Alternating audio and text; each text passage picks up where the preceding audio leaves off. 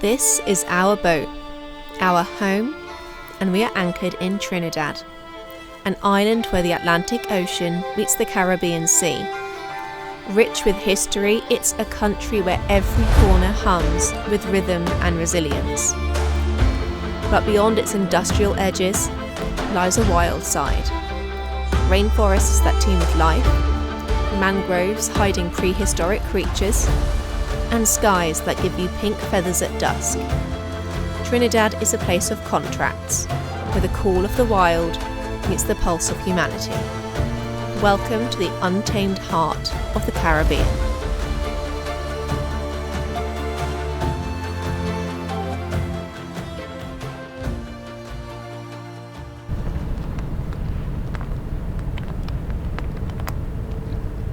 We're going to do some adventuring on the weekend, aren't we, Tony? We are indeed. We've hired a car with our buddies and don't know what we're going to do or where we're going to go, but it's a big island, so we'll find something.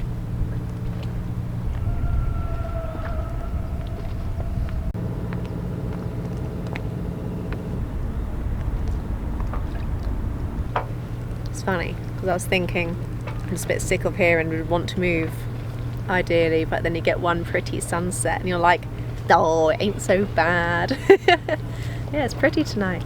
Pinks and oranges. Not treated us too badly, this place. It was a bit rolly last night. Like choppy but underneath. So it wasn't actually rolly, it was like we're beating into waves, it felt like. I don't know what was going on. But I was a bit miserable with this place this morning, but it's okay. I think there's a kid jumping in the water over here. I would never jump in this water though. End up with cholera. I don't know. Something is filthy.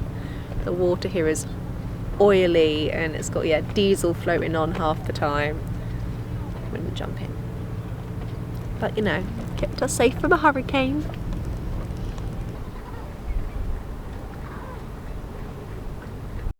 I'm Tony. And I'm Bryony. And we're two ordinary people who gave up everything for an extraordinary dream. A military veteran turned sparky and skipper. And a wilderness and offshore medicine nurse specialist. Together, we bought an old steel sailboat to sail around the world. From the highest highs to the lowest lows, and facing whatever challenges lie over that next horizon. We are living a big off-grid adventure on a small budget, fueled by determination and our love for a path less travelled. And together we're cut above sailing. Welcome aboard. Where are we, Tony? We're currently in Trinidad. Oh my gosh. At the Bamboo Cathedral. We've hired a car. We have hired a car. And what's really exciting about this? We've got two friends. Cool, that wasn't very excited, was it? We've got two friends with us. We have friends, but they don't want our faces. Their faces showing too much, so I'm just going to show you their feet to prove we have friends. Let's explore.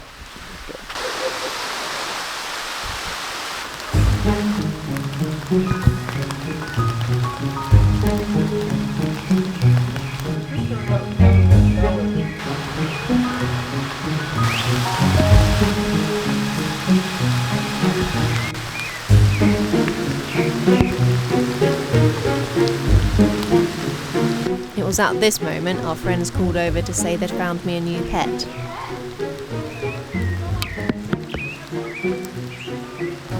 It was a no from me.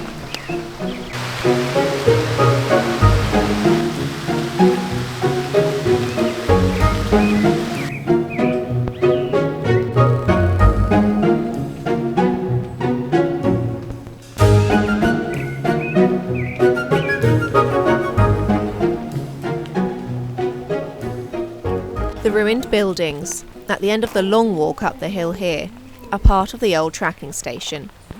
We missed the sign that said not to enter, but thankfully it came with its own security guards. A lot of them. Tarantula hawk wasps, which have one of the most painful stings in the world.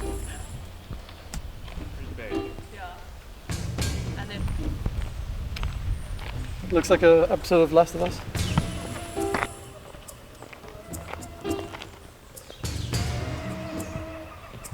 The old US military structure added a new depth to the wilderness here. With the vines that climbed almost all of the way up the frame, nature was making its claim and taking its space back.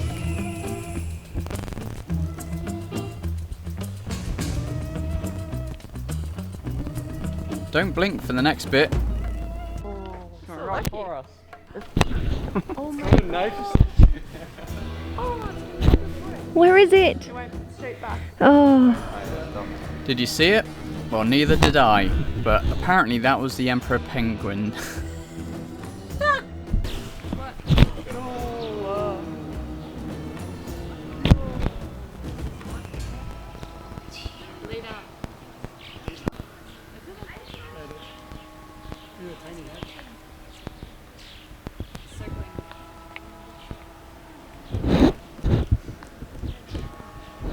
Actually, like swoops down. Today is the day I catch a vulture.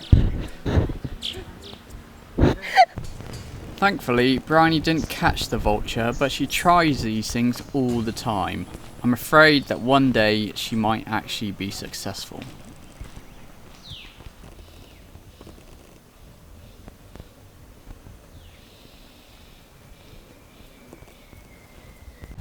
In Trinidad, they call this a shinny, a colloquial term for fluffy caterpillar. But the magic wasn't crawling along the undergrowth, it was climbing the treetops above. A tribe of capuchin monkeys. Known for their intelligence, some groups have, in fact, entered the Stone Age. We didn't quite see that, but they were beating large seeds against the trees to crack them open.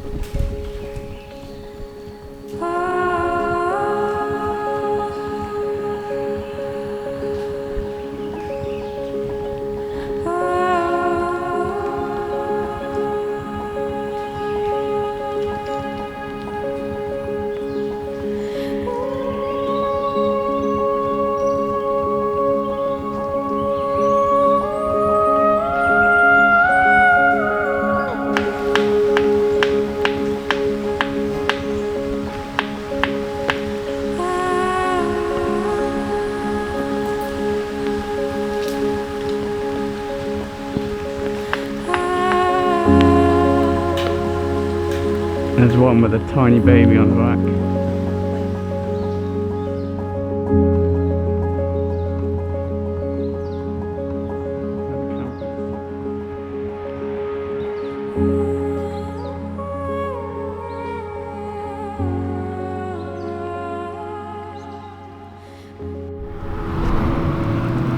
There's an egg, we're in trouble. We currently have a bird problem. On the end of our boom is a bit of a hole.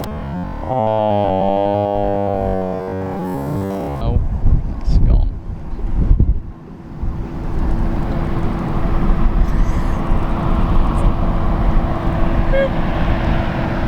I think it darted away. Probably need to pack it out. We put plastic bags on the end of the sail bag. We need to do one for the boom.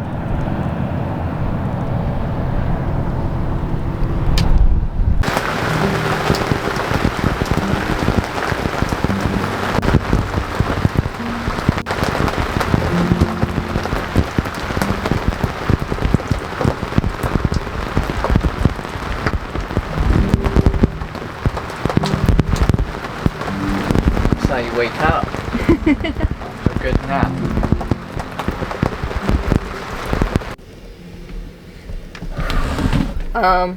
Just had a massive crack of lightning.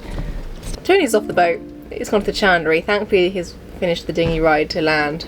So I've turned all the fans off, I've turned all the electrics off and unplugged. So now I'm just sweltering.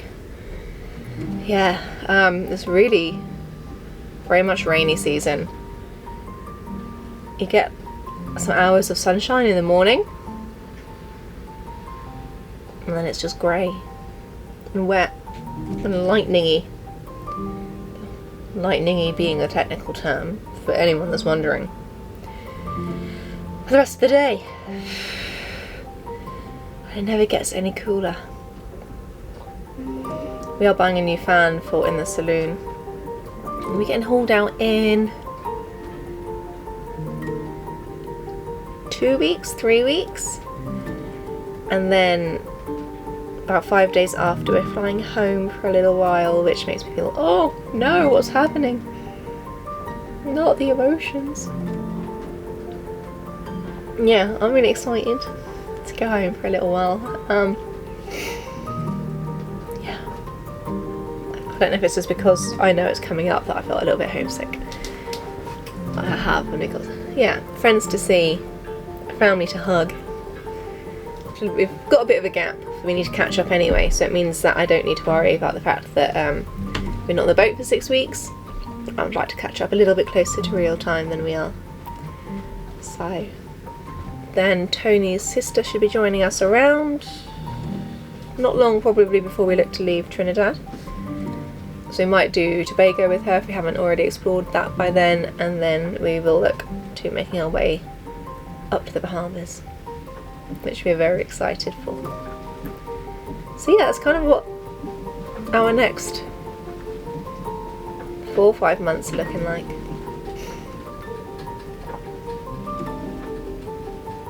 It's peaceful now. I wonder if I could put the fans back on.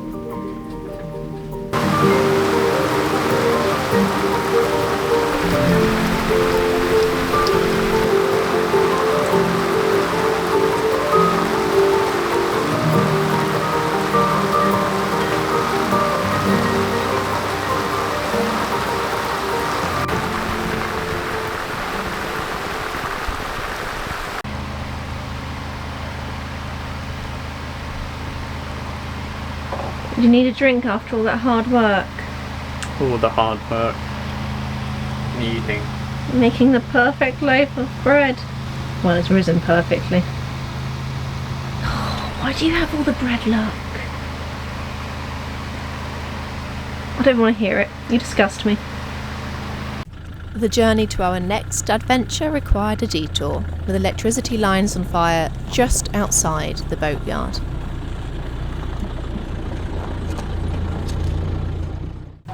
Next stop, Coroni Swamp for a river tour.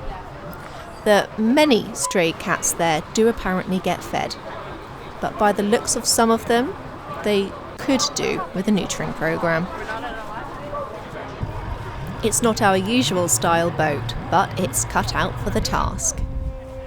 The start of the trip looks very unassuming, but as you go further into the swamp, you realise it's more than just the crabs that are watching you.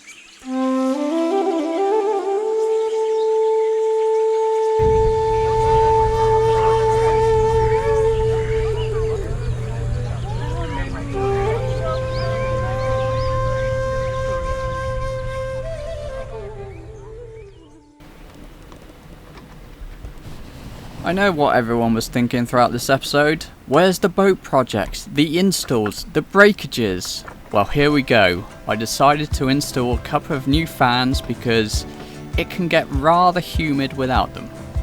And if you're thinking, Tony's back sweat doesn't quite cut it for me, don't worry. Next week sees a boat upgrade that requires the kettle to save the day. We finally go out and get some fresh food from the market before an evening of festivities sees us followed by the police in a very unexpected turn.